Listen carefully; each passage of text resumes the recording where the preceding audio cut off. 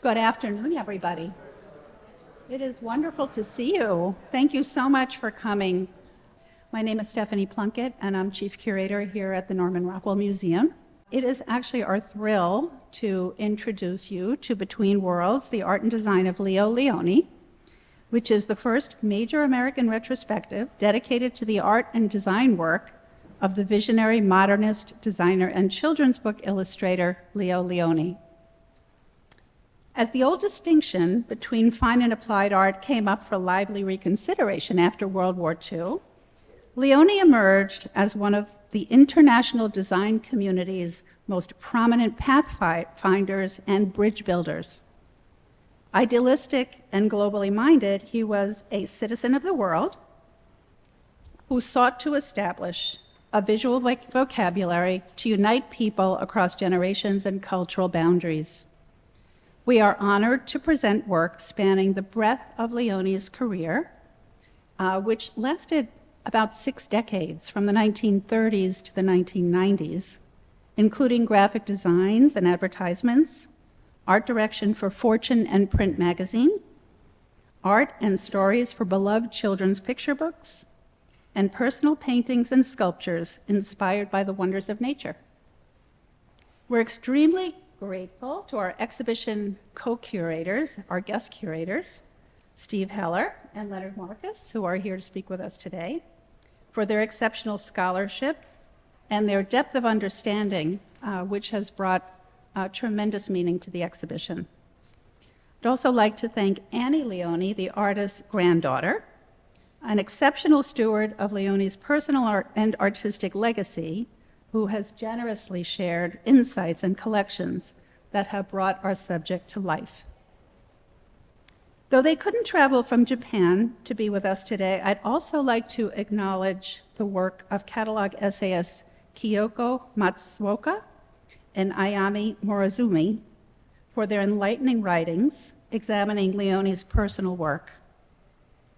Many thanks to our exhibition lenders, especially the Lionni family, who are represented here by, of course, Annie and her husband, Peter Gus, her son, Nick, and daughter-in-law, Molly Demevsky.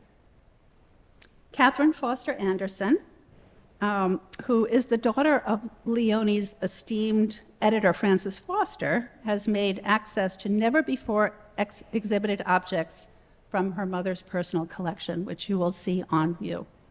So we thank you to our lenders for making this exhibition possible. We're also happy to welcome our colleagues from the Eric Carle Museum, who are very well represented here, which is terrific. Founding director Nick Clark is here. I don't know, Nick, where you are, but if you're here, wave. There he is. Also with us is Alex Kennedy, who was director for 15 years and is now outgoing director, but who did an extraordinary job. Alex, I'm not sure if you're here yet. But in addition, Jennifer Shantz, if she's not here yet, you'll meet her at the reception, is incoming director at the Eric Carle Museum, so we're so pleased that they are here with us, in addition to other staff members who have really shepherded and appreciated Lioni's legacy, but also his friendship with Eric Carle. And before we begin our conversation today, I'd just like to take a little time to express thanks to our curatorial staff, but our entire museum staff, who actually make all of our projects possible. And so grateful to them all the time. With that, it's my great pleasure to introduce you to our esteemed panelists, who worked very closely with us on the exhibition over the course of more than a year, but the project has been in discussion for quite some time.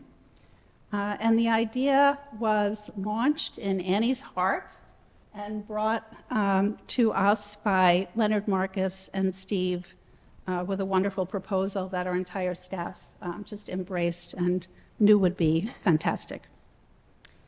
Stephen Heller is the co-chair and co-founder of the MFA Design Designer as Entrepreneur program at the School of Visual Arts. He was an art director at the New York Times for 33 years, art director of the New York Times Book Review for almost 30 of those years, visuals columnist for the book review and graphic content columnist for T, the New York Times Style magazine. Steve is a longtime contributor to print magazine, and for the last 10 years, he has written the Daily Heller, which I hope you will log on to if you aren't familiar with it, and that is at printmag.com. And actually, he just did a great piece on this exhibition, so thank you, Steve. He's also the author, co-author, or editor of over 200 books on the history and practice of graphic design, illustration, and satiric art. And he writes frequently about popular visual culture. Steve has been a great inspiration to me personally. He was my teacher at the School of Visual Arts, and I have really appreciated his partnership and friendship through the years. I'd also like to acknowledge Steve's wife, Louise Feely, who's an exceptional award-winning graphic designer in her own right and who has worked closely in collaboration with Steve on many projects. Leonard S. Marcus is one of the world's, or I would say the world's, foremost authority on children's books and the people who create them. He's the author or editor of more than 25 award-winning books on children's literature, a regular contributor to the New York Times Book Review, and 4-time judge of the New York Times Best Illustrated Children's Books Awards. He's a frequent commentator on television and radio, and you may be familiar with him from that. But he's also a founding trustee of the Eric Carle Museum of Picture Book Art, and he has curated numerous exhibitions, including the New York Public Library's very popular landmark show, the ABC of it, Why Children's Books Matter. And he's actually currently working closely with the National Building Museum in Washington, D.C., on an exhibition that will open in January of 2024. Annie Lionni is Leo Lioni's granddaughter and an architect by training and profession. Annie started working with her grandfather when he asked her to protect and preserve his legacy, and she now represents his work in all its forms, including writings and photographs, fine art and design, and of course the world-famous children's picture books. She's made international exhibitions of Leo's art possible, written from her unique perspective on his work and life, and established relationships with museums that hold his art. So with that, I'd just like to say we are thrilled to have you with us, and I'm going to just start the conversation with Annie, because I think Annie's going to give us a little bit of insight into Leo Lionni as a person, his inspirations, and of course her relationship with him, which was very special. Leo did ask me to protect and promote his work, and I've been extremely privileged to have people like Steve and Leonard, and now you and the Rockwell and the Eric Carle Museum to help me do that. You've made it really easy, and I would like to, bring it forward and share it with as many people as possible. The show looks great, and I'm very excited to share what I can with you about Leo. We have a set of slides. Leo was an only child, and he kind of looks like an only child in that slide. He always thought that was his great advantage, that he had a large family full of many uncles, mostly a few aunts, lots of grandparents, and noise and attention from the older generation, and he really thought that was his advantage. But here he is a little bit by himself. The photograph on the left is taken in 1931. This is really just around the time my grandparents got married.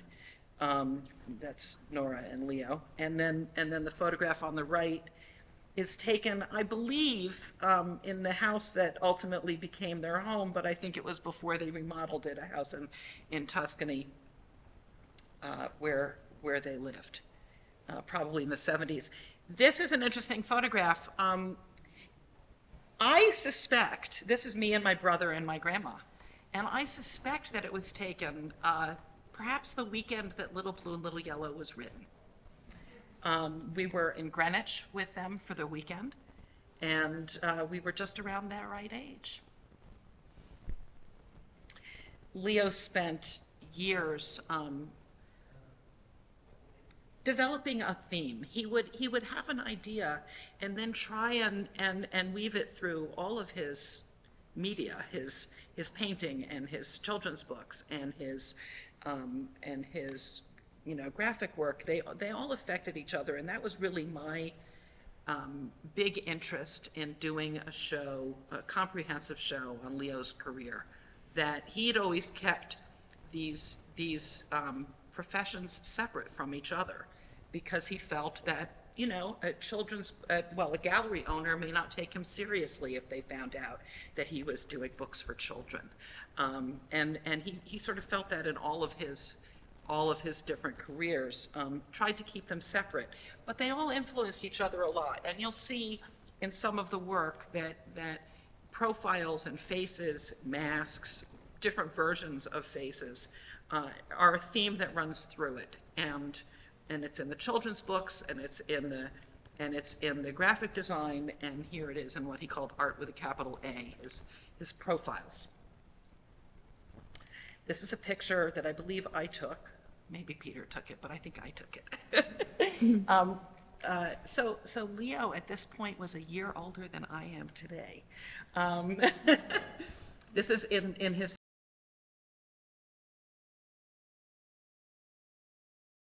He was light in the way he addressed life, in the way he addressed really heavy issues, but he was kind of a happy fellow. Annie, I was wondering if you wanted to say just a little bit about his origins, Sure. where he was born. Sure. And Leo was born in Amsterdam to Dutch parents. His family, a lot of people think his name sounds Italian, and he spent so many years in Italy. So he wasn't. He was born in Amsterdam. He spent a couple of years about a year in Brussels while his parents went to Philadelphia. So this would have been in about 1920, 22. His father was sent there to work. After a year, he joined them in Philadelphia, started high school in Philadelphia, went there for 2 years. Then his father was transferred to Genova, and he finished high school in Italy, and he met my grandmother in Genova in high school. His mother was an opera singer. His father was an accountant. His father's family had been in the diamond trade, but his father's father decided he didn't want to go into the family business, and learned accounting and became an accountant. He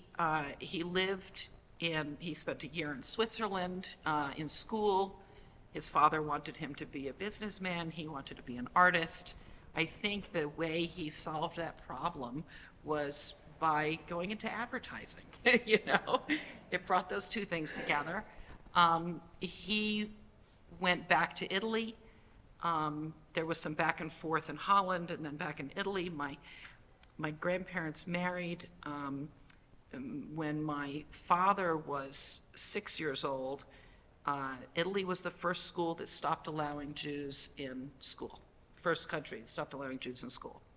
So in 1939, they moved to Philadelphia, where he already had roots and connections. And that's when he started working for NW Air. He had sort of 10-year stints after that. He spent 10 years working in Philadelphia, then he moved with his younger son and wife. My father was already in college at this point.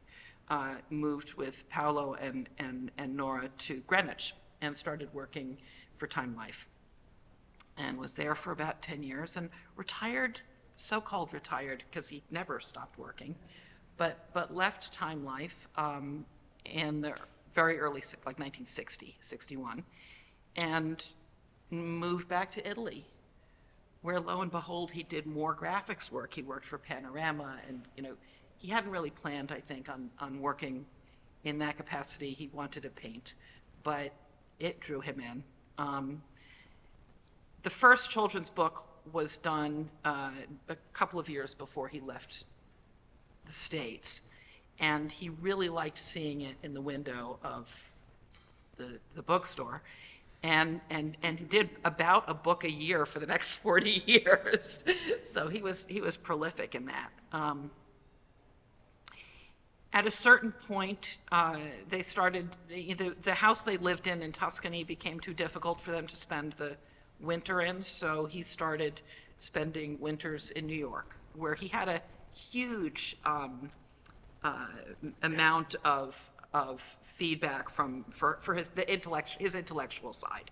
He knew he taught some classes at Cooper Union, and many of his contemporaries and friends were in New York. And so he got a lot of good juice in New York, and he would go.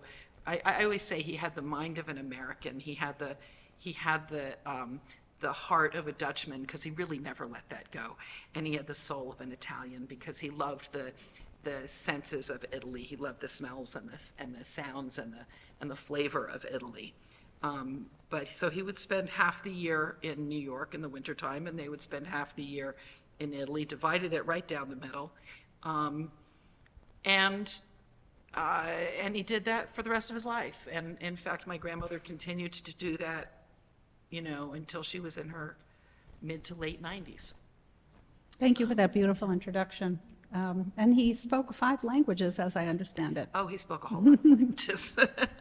Yeah. And with that, I'd like to turn it over to Steve Heller. Steve, in addition to being a graphic historian, knew Leo Lionni personally as well. So he'll give a little background on his impressions of Lioni's impact in design. Thank you. I was lucky enough to meet Leo when doing a series for the School of Visual Arts on artists' influences, and we'd invite well-known designers, illustrators, artists to come and talk not about themselves, but about the people that entered into their lives and framed their way of thinking. And I remember Leo, the first thing he said was, when he started speaking, he pulled out something from MoMA. It was a brochure and an envelope. And he just started railing against it. He had done work for MoMA, and he couldn't believe that MoMA would produce such a piece of crap. After he got that out of his system, he started talking eloquently about those forces and people and artworks that impressed him and entered into his own life. He was a graphic designer who did advertising. Graphic design and advertising were basically one and the same thing in the 20s and 30s. Designers were called publicité, reclama. They were doing the same thing, picking type, picking images, and communicating with the public. And Leo, who had no formal training, picked up on it right away. He had started by making paintings, but he got involved with the futurist movement because that was the popular aesthetic at the time. It ultimately and unfortunately became a voice of the fascist movement, and Leo was rabidly anti-fascist, and his wife Nora was upset by fascism because her father was one of the leaders of the opposition, the Communist Party, and was, among other things, under house arrest and in prison. So Leo, even though he was called a great futurist by F.T. Marinetti, the founder of the movement, he chose not to do futurism. But he did do what was considered contemporary graphic design. It was his own flavor of design, using the elements that were contemporary tropes like collage, montage, and he also introduced something that was often left out of graphic design at that time, and that was humor. He had a great wit. These were pieces he did for NW Air in Philadelphia. It was the third largest advertising agency in America. They handled the Ford account, among other things, other major American brands. Comptometer was one of them and appeared in Fortune magazine all the time during the period. He worked as a designer for Container Corporation, which was a large corporation run by a man named Pepke, who founded Aspen Institute in Aspen, Colorado, and Leo was on the board of that and one of the founding members. He did his share of packaging, all in a modern sensibility, and by modern I mean taking out all the extraneous material and leaving the essentials, saying a lot with a little. And Leo was able to do that quite naturally.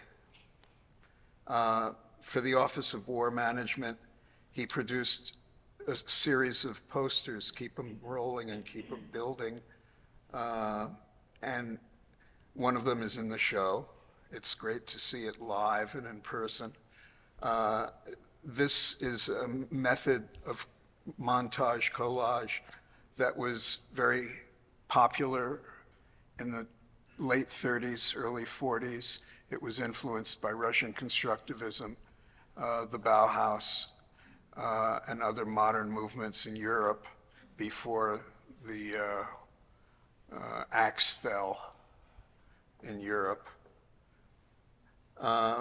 He had a sense of whimsy, as I said, but also he had an appreciation for abstraction. Not everything had to be representational. And this was somewhat revolutionary in its day, where the majority of advertisements were indeed very realistic, romantic, sentimental, if you will. Rockwell, of course, was one of the leaders of that kind of American approach, but Rockwell did it so well, I'm not going to criticize him.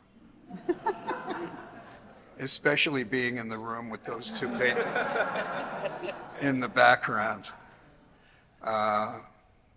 But Leo was the counterbalance to that, as was Lester Beale and Paul Rand and others of his kind. He is probably best known for the Family of Man cover. Anybody who's ever been to MoMA knows that book. It was Edward Steichen's curation of photographs of people in the world that were marginalized and unknown. And it was a book that was on everybody's coffee table. Even my parents had it. And they mostly looked at Mantovani records. He worked at Time Life on Fortune for many years, as has been mentioned, but he also did other projects for Time Life on a freelance basis because he wanted a certain amount of independence. And with Time's leadership, he was given the Sports Illustrated premiere to launch. He was asked to design Sports Illustrated, and they didn't have a title for it, so they called it Dummy, which I call a lot of people as well. But it was indeed the first issue, the 00 issue, that was printed in full with Leo's design, and much of it was kept for when they did launch as Sports Illustrated. His Fortune covers were quite unique for him. Fortune as a magazine was one of the prize-winning magazines of the era.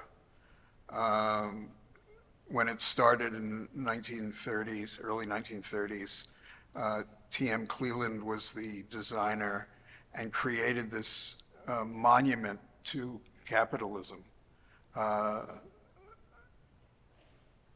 It was, in fact, a dollar magazine at a time when the Depression was at its height. It was printed on the most beautiful papers. It was above average size for a magazine. It used great photography and great artwork. And it was designed by a variety of people who brought great talent to the publication. The art director who preceded Leo was Will Burton, who was a very well-known modernist art director working in a similar language to Leo, minimalism, abstraction. But when Leo took over Fortune, he wanted to make it his own. There was no need to mimic what had come before. Time Life was open to new ideas, and Leo insisted on creating his own ideas. So you can see the two logos for Fortune are quite different. He loved the typeface Century Bold. He said he wasn't a good typographer, but he had a few typefaces he liked, and he made very good use of them. That's a painting by Leo, which suggests pop art before pop art. It suggests Stuart Davis. It suggests minimalism and geometry in the most playful sort of manner. And the New York, New York cover was just a piece of typography that has gone down in design history books as one of the classic pieces of that particular time. He once told me that it represented a building at night with its lights out.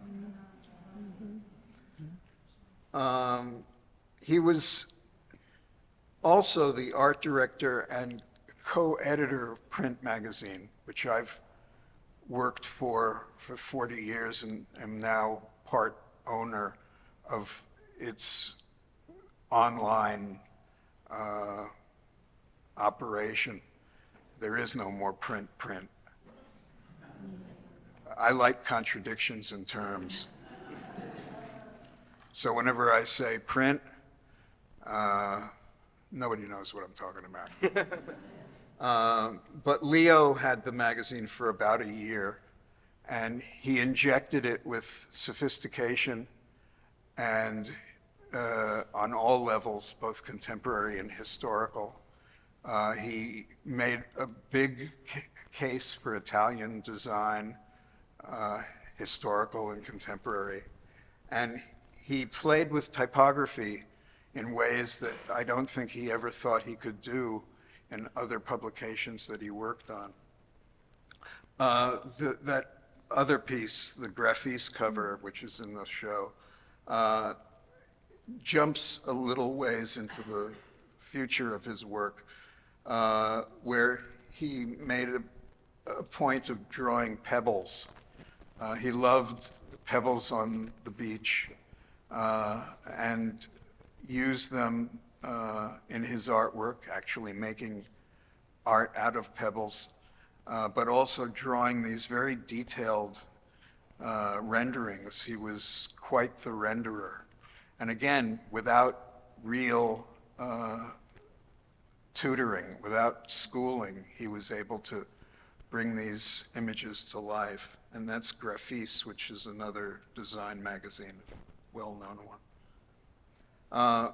This has great meaning for me because, first of all, I loved Camus. He was so depressing. And Nausea was one that I grew up on. But The Stranger was a favorite. And this particular paperback vintage copy of The Stranger was the one I read in school when I should have been doing something else. And I always loved that illustration. It just suggested strangeness to me, and strangers among strangers. And I told that to Leo, and he gave me the original, which I have at home. And I had lost my copy of that you see there. And the day I realized I lost it, I went to a local flea market, and there it was for $1. So guess what? I bought it. But I got them down to 50 cents. This is a exhibit he did at the Brussels World's Fair. Am I right? 1958. 1958. It was unfinished business, and it represented what was kind of the flaws of America.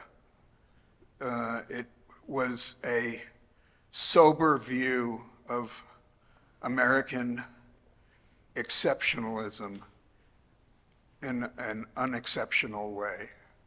It included issues that were going on in this country, including segregation and what was still Jim Crow. And it caused a great deal of concern amongst certain politicos in the US who ultimately had it closed down 3 weeks after its opening. But the evidence of it still appears. And now I'm going to pass it back to Annie, who can do a segue into Little Blue and Little Yellow. So the picture on the left is, well, let me back up. The unfinished business pavilion was designed in 3 sections.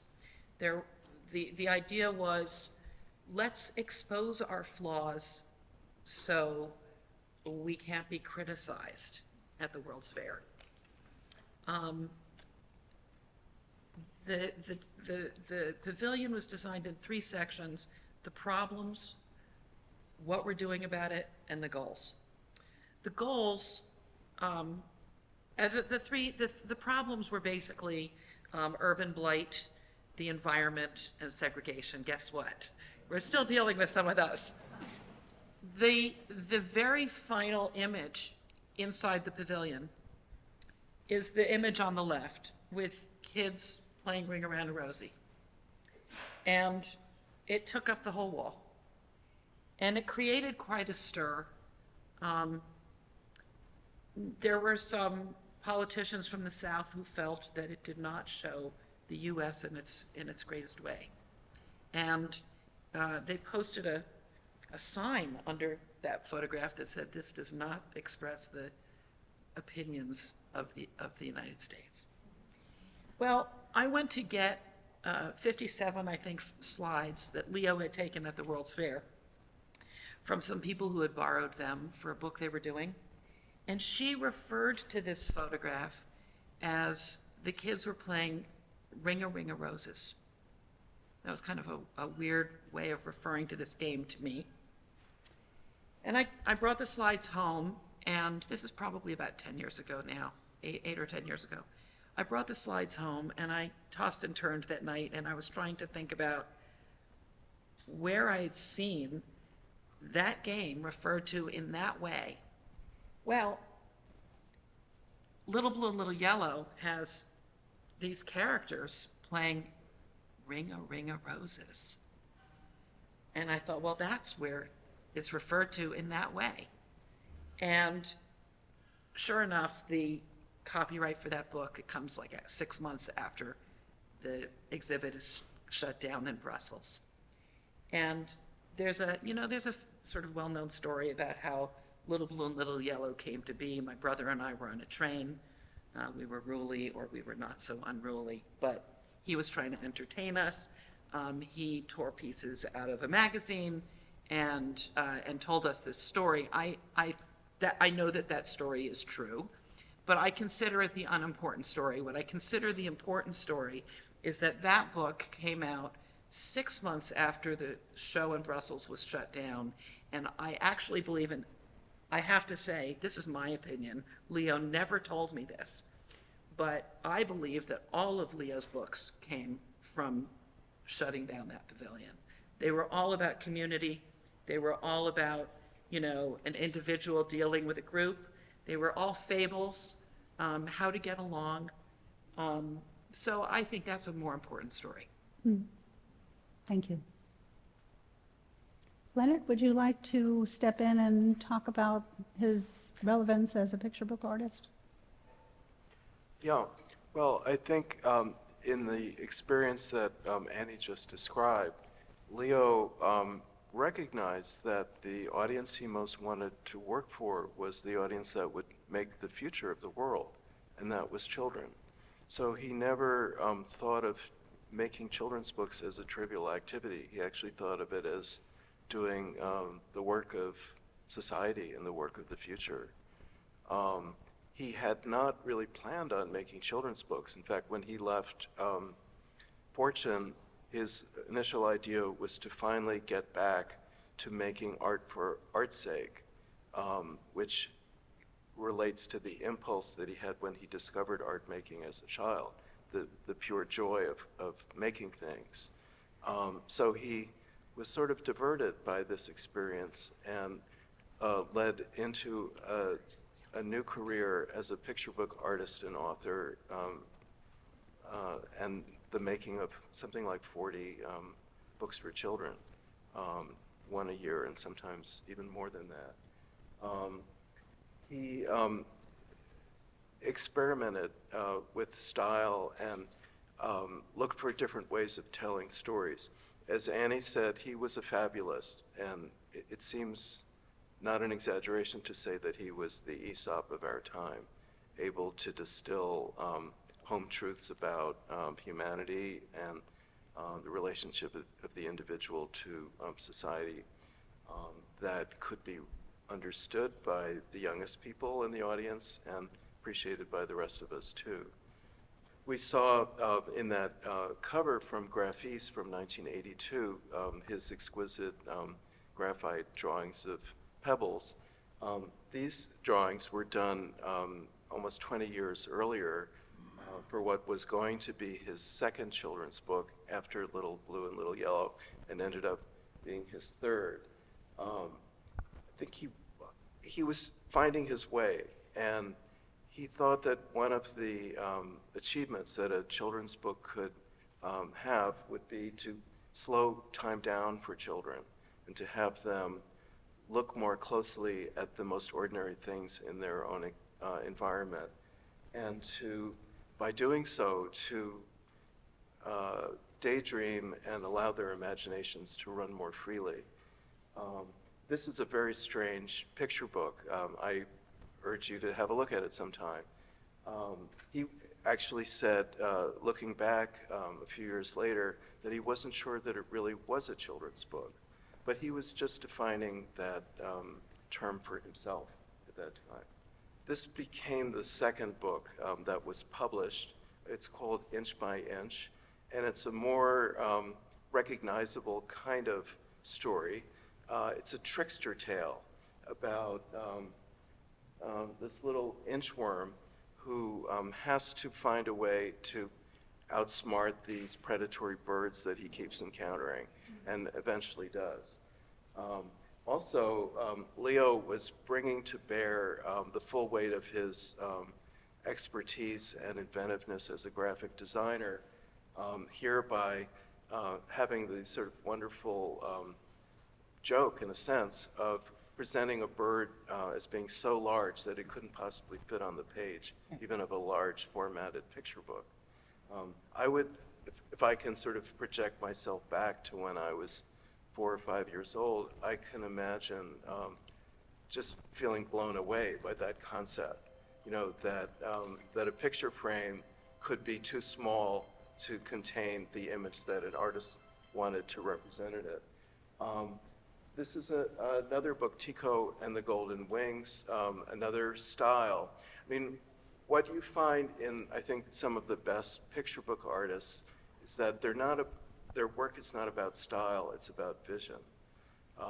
And Marie Sendak is another excellent example of that approach. Underneath the visual manner in which the art for a given story is presented is a compelling understanding of childhood and what children need and want to know about. I think Leo was very much focused on what it means to maintain yourself in a society which applies a lot of pressure to conform to what the group wants. Of course, he was starting to do this in the time of that book, The Organization Man, and into the corporatization of America during the post-war years.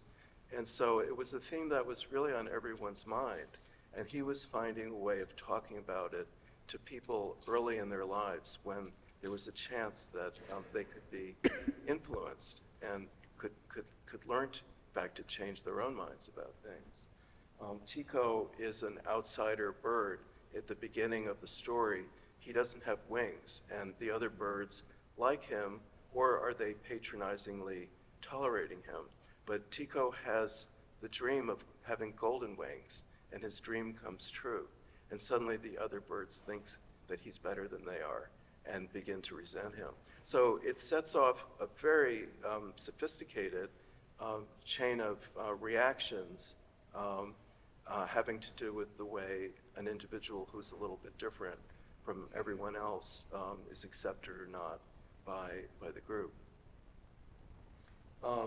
This is another book. Here, again, we see his wonderful drawing, but mixed with collage and other elements. And Leo had this sort of bag of graphic tricks that he recombined in surprising ways from book to book. And here, a snail has the dream or the ambition to have the biggest house in the world. Well, if you have to carry the biggest house in the world on your own back, you may be asking for trouble. And that is what this snail discovers. So it's a way to show something about how to think about life. What is important. And I think Leo was always looking to say something on that subject. But also, picture book artists will often put all kinds of interesting things in their images that the story per se doesn't call for. And Leo was deeply in love with the natural world. And in some of the landscapes in this book, he really has a field day showing just how varied and thrilling natural beauty can be. So collage was one of his go-to choices for image making, as it was for so many other 20th century artists. And I've always felt that one reason for that is after the two world wars, the world had torn itself to pieces twice. And the artists, starting with Kurt Schwitters and others from the early 20th century, came along to pick up the pieces and try to put them together to create images of a better world. And Eric Carle, I think, did that. Ezra Jackins did that. And Leo Lionni did that. And I think another underlying reason that so many children's book artists felt compelled to work in that way was that they had the wish to make the children looking at their art feel that this was something that perhaps they could do themselves. So rather than put their art on a pedestal, they wanted children to feel a sense of community with the artist who had made the pictures that were being shown to them. So Leo could be very playful, as we see here, but he was also thinking about the masks that by which we create our social selves, sometimes concealing something of our essential selves. In this story, the mice are starting off with a kind of celebratory Mardi Gras-like celebration in the woods, but as the story progresses, they put on masks, and some of them realize that because nobody can tell who they are as individuals, they suddenly have a license to do things and say things that they would not dare to do if their identities were known. So it's actually kind of a dark story about what humans are capable of when they have the opportunity to hide behind something and not be just open in their communication with others. Like social media. Yeah.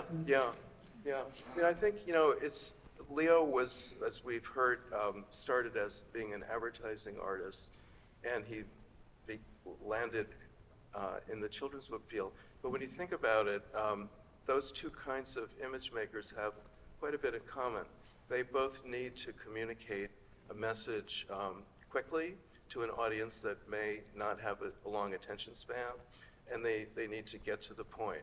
And so Leo had this arsenal, really, of communication skills and image-making potential that he brought to the children's book world, as did quite a few other graphic designers of his generation. This is a book called Pezzatino, and the story in brief is this little square-like tile shape. It finds himself surrounded by sort of giant creatures that seem to be made of multiple tiles, and he cannot imagine that he has any sort of parity with these much larger creatures. He must be a fragment that broke off from one of them. And so he goes on an epic quest trying to figure out to which of these giants he belongs. Ultimately, he finds out that he is himself. And this is the discovery that we all growing up have to make, and that in modern society was increasingly, I think, a difficult conclusion to arrive at without a little bit of help. Leo's picture books are, I think, like Ezra Jack Keats's, they form a kind of community of books. And children are not all the same. And a group of children looking at the full range of his books are each going to identify with a different one, most likely. But what Leo did was to create a kind of universe in which everybody can find themselves somewhere.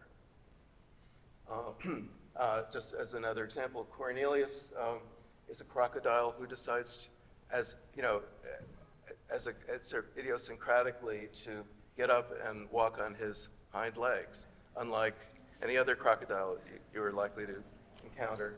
And of course, he's resented by his peers for wanting to be such a different kind of character. And also, being upright like that, he literally has a better view, a larger view of reality than the others. So the message, which never feels heavy-handed, is that if you choose to do things in your own way, you are apt to see more of life than if you conform to the norm. Each of these books is a variation on the theme. And I think the thing I would want to mention about the book called Frederick is that these mice are preparing for the winter in much the same way that the ant in the Aesop fable, the ant and the grasshopper, are putting away food so that when it gets cold, they won't starve to death. But one of these mice chooses not to cooperate with the others because he's a daydreamer and a poet, we find out. And the other mice, of course, resent him for not helping out.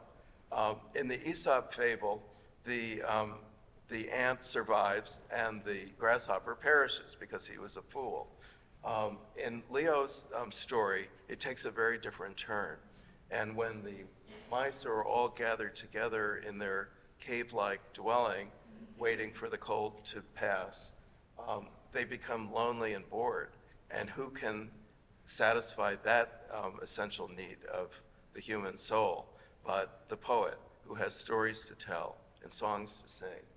And so one of the other great things about Leo's picture books is that he affirms the essential nature of the inner life and the active imagination. You know, in schools today, art is sometimes treated as a frill, which can be dispensed with if the budget isn't everything people would want. Leo was saying that it was one of the most important parts of life to be able to ask the question, what if? And to be able to transport people out of their most mundane concerns and to think a little bit higher about themselves and about their world.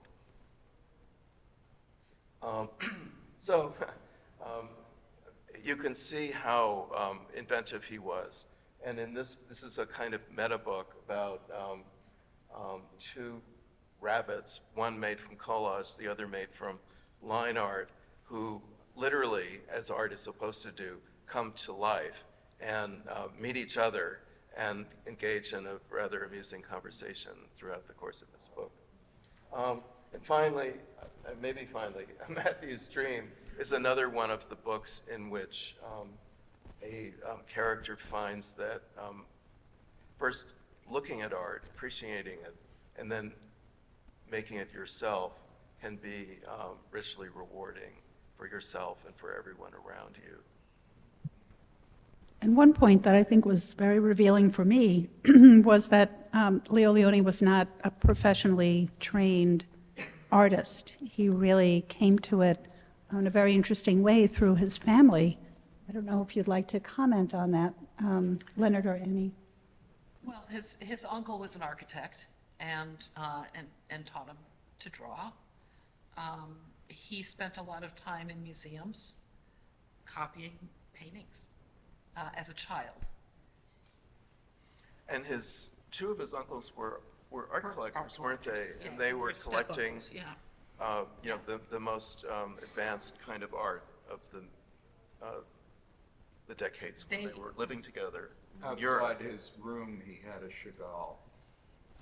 I mean, these guys traveled around the world and they bought art, and they were not living a nomadic life, but they were really away a lot, and so they needed some place to stash art, so they would stash it in their relatives' houses, and so he grew up with a lot of art. Yeah. This is a very, very interesting book. It was published in 1968, which you'll remember was a very turbulent time in this country and elsewhere around the world. And it's called The Alphabet Tree. And at the beginning, the letters of the alphabet are living in a tree together. And they're alive. They're not just symbols. And along comes a bug who says, why don't you get together and form words? Wouldn't that be interesting? Don't just be isolated like that. So they do that. And then the second suggestion, which is given to the alphabet letters, is why don't you begin to form sentences and say something? So they do that, but they form very simple, innocuous statements of one kind or another. And then finally this caterpillar, sort of like the one in Alice in Wonderland, comes along and says, oh, I see that you've made some sentences, and the letters in the sentence say, isn't that wonderful? Aren't we great? And he says, no, actually. They say, well, why not? We thought we had done everything we'd been told to do. And he said, well, it's important. It's not enough just to say something. You have to say something important. And so that's when they come together and form the statement, peace on earth and goodwill toward men. And the letters climb on the back of this caterpillar, and he starts to inch away out of the picture frame. And one of the letters says, where are you taking us? And the caterpillar replies, to the president. 1968. Okay, so here we are at the fine art. Absolutely. And he termed his fine artwork art with a capital A. Is that correct? Annie? Yeah, yeah. And I think that it's really evident when you look at his paintings and his drawings and his sculpture, that it all ties back into what he was doing in his children's books and in his graphic art. He is interested in masks. He's interested in faces. He's interested in nature. These are all different variations on the same themes. This is a bronze actually that is in this show. You know, this is really the best version of where that theme carries from his children's book to his sculpture. I mean, this little bronze chameleon is that guy.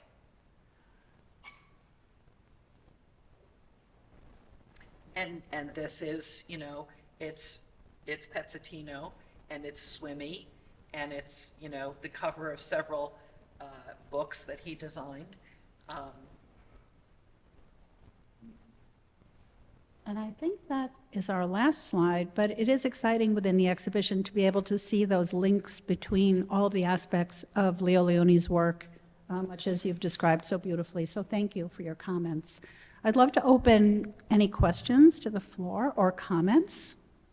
Yes, you can, if you wouldn't mind standing, and if we can't hear you, I'll repeat the question. Did Mr. Lionni ever consult children in the process of making these books? Consulted her. Actually, there's somebody in the audience today who saw him making Pezzettino. And that's really the only time, I mean, he showed me things, but he never asked for my advice about them. I don't know if he asked you for your advice, Eve, but he showed you Pezzettino, right? Would you like to come up and speak in the mic? That'd be great. Thank you.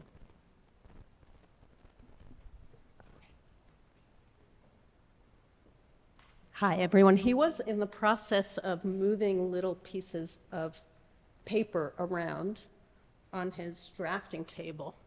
And all I remember is he was moving them around and he said, "Si pezzettino." And there was, what I remember most is this sense of playfulness as he, there's the sense of playfulness as he worked on his composition. I can't say any more than that. That's my memory. It was a long time ago. Thanks.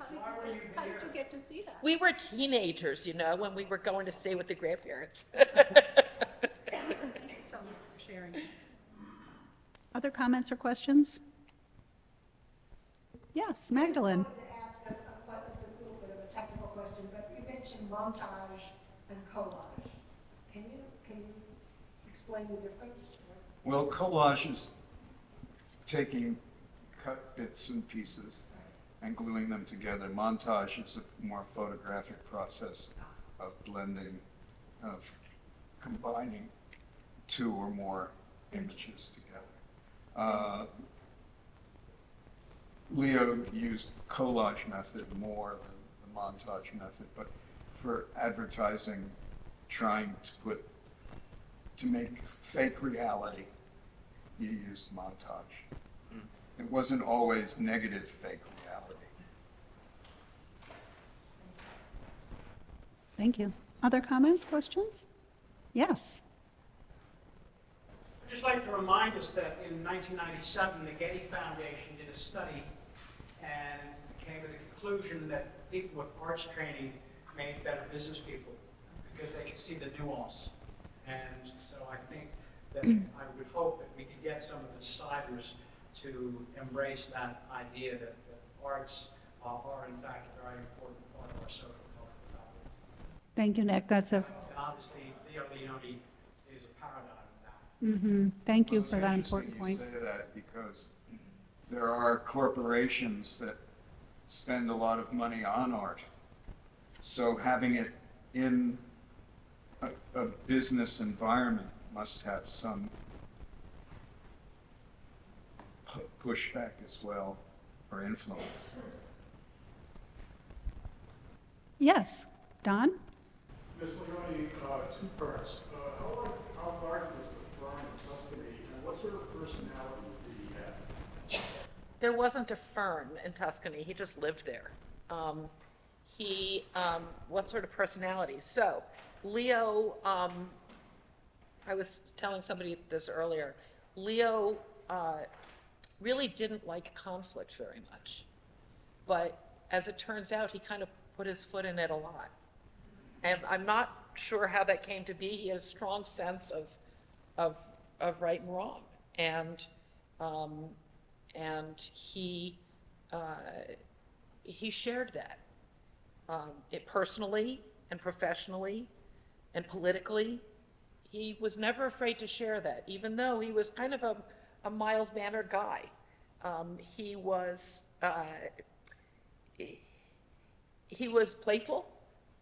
I remember I've told several of you this story. There was a lunch that, my grandparents had us to lunch all the time. She made parties and dinners and stuff. And we were all having lunch one day.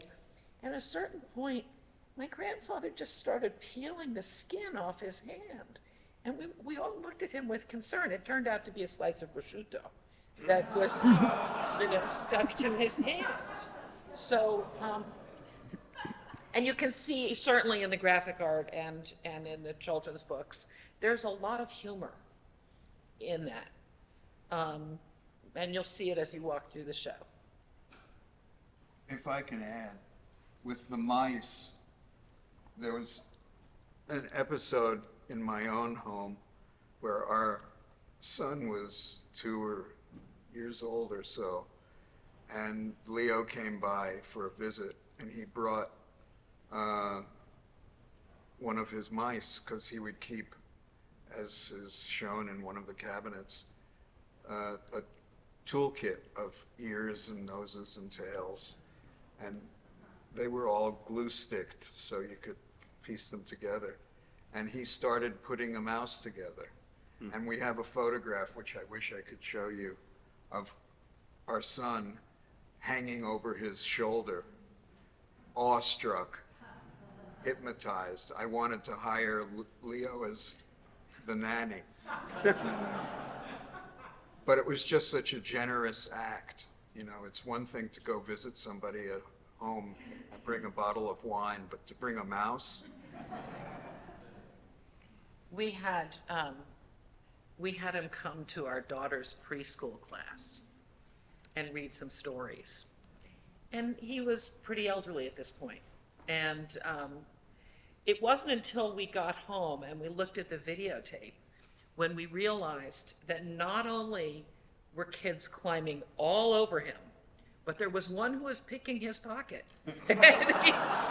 He was just there and then kind of in the moment. I don't know if they found anything, but. Yeah. What were a couple of your grandfather's favorite children's books? Oh gosh, his own. I don't know. I can't answer that. I kind of see many of his books as autobiographical.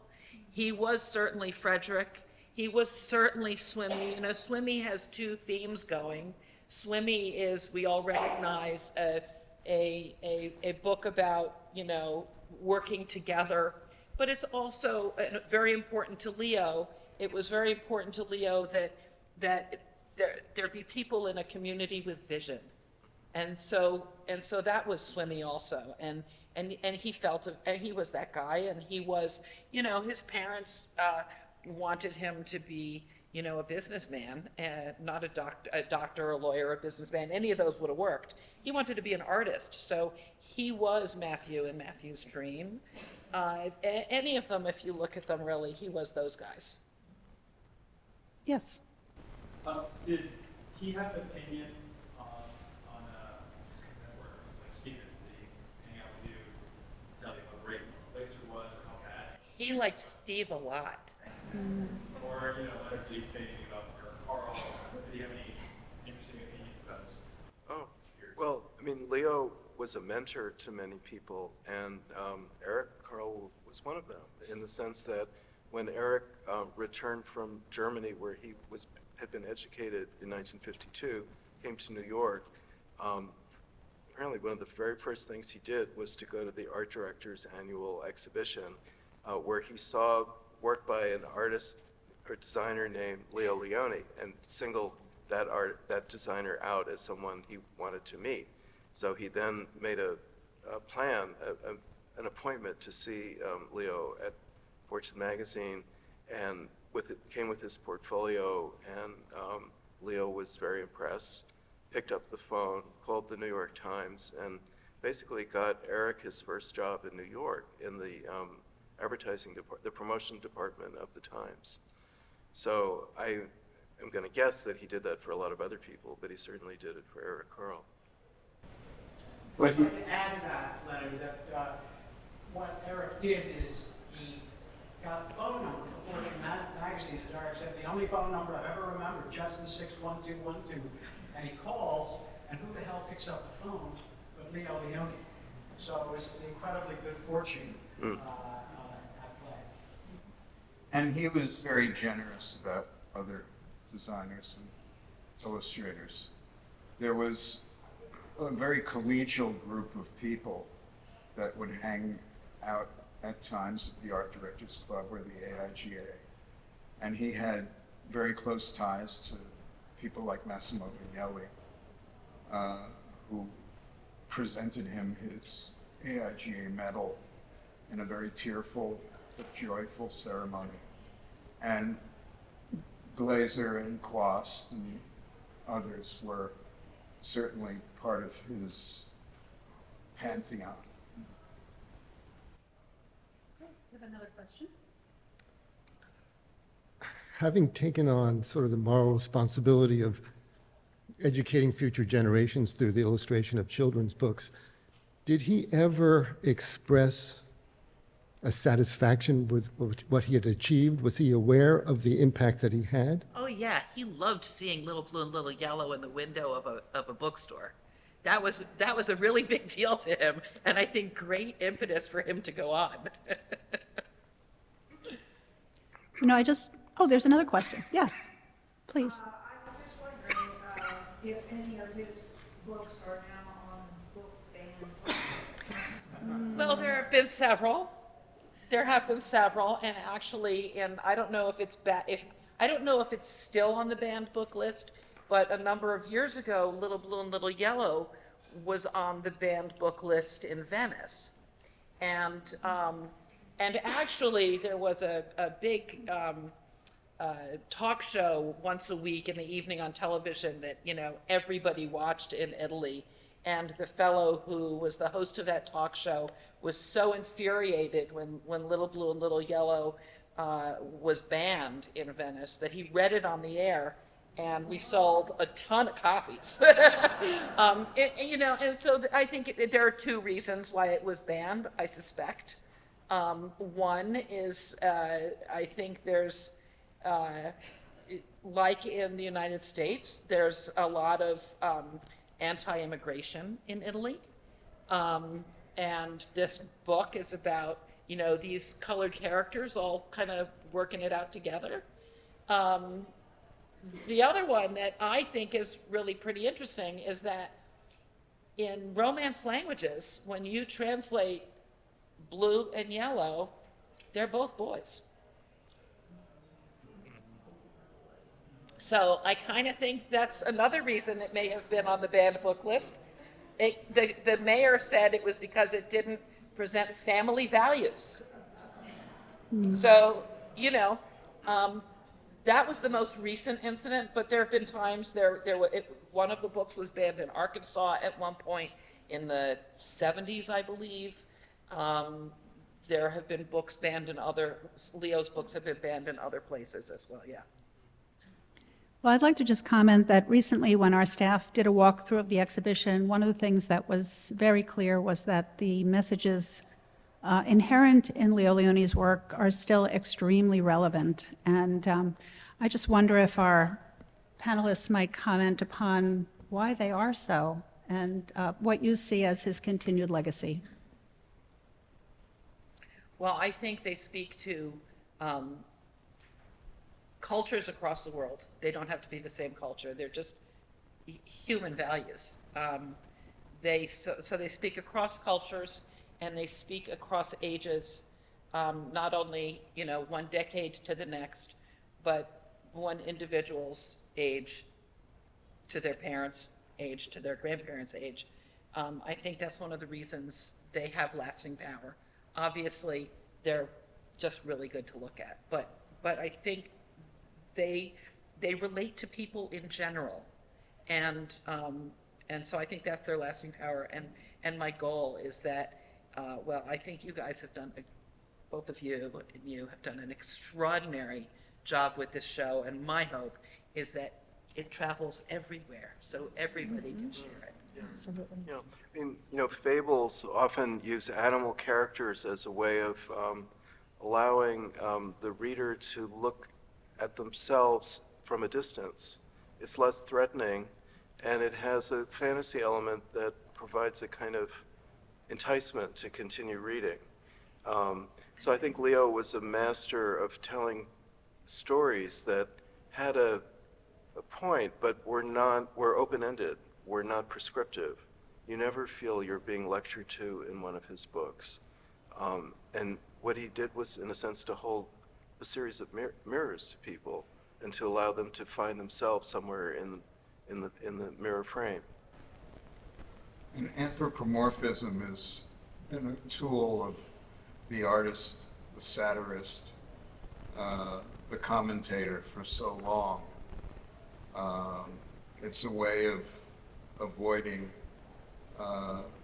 repressive backlashes. And although Leo wasn't facing that kind of repression in the United States, he was privy to it in Italy, and that had to have made an impression. Well, we thank Steve, Leonard, and Annie for an exceptional exhibition and a wonderful program.